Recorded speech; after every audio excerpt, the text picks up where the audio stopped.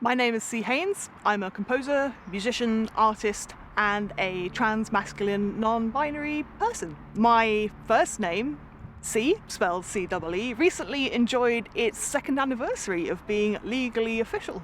A cosmetic change, sure, but also really important for my mental health and well-being. Being dead-named super sucks. It turns what should be unextraordinary parts of your life into needlessly painful events. And it's something that just about every trans person will need to do at some point in time.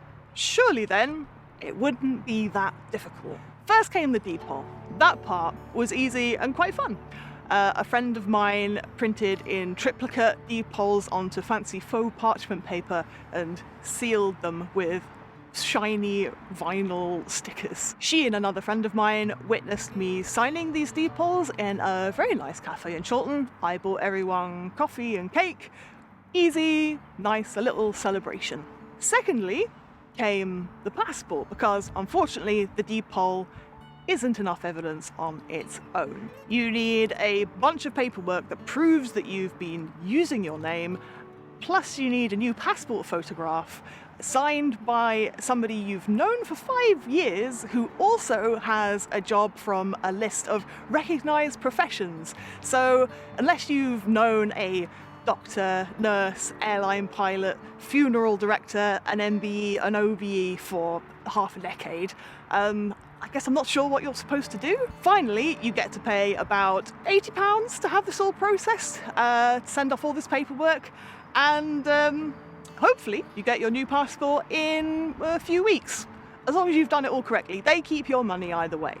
So, after jumping through all those hoops, spending all that money, I get myself a passport that is almost entirely correct. The UK government on passports doesn't recognise any gender other than male or female. So yeah, paid all that money for a passport that's almost right. It's incredibly galling. So what's the point of me telling you about this little slice of my life? I guess it's because I would like you to think about whether it's something that would have occurred to you to think about. Have you ever thought about the potentially restrictive costs of a name change for a trans individual?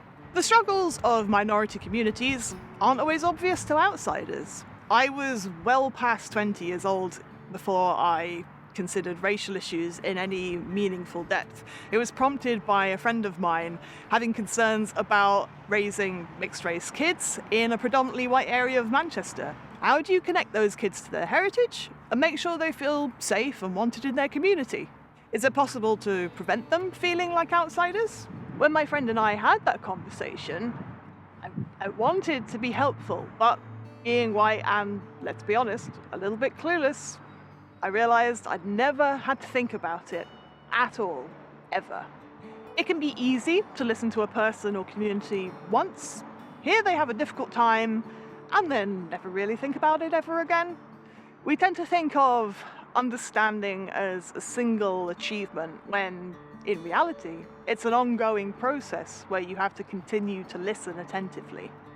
Have you ever looked at a room full of teenagers you assume to be boys and ever considered that one of them could be a trans woman who hasn't figured out who she is yet? Have you assumed that your local library doesn't need to stock Braille text because screen readers exist now, but not considered that Braille actually enables a level of literacy? Does your event know that your white cellist needs an anchor for her cello that goes underneath the chair, but doesn't know that your black turntablist needs a really solid DJ riser for their turntables, otherwise they're going to shake and skip all over the place? You can't help people overcome barriers that you don't perceive. If you want to bring equity to your organisation, you've got to commit to that long-term relationship.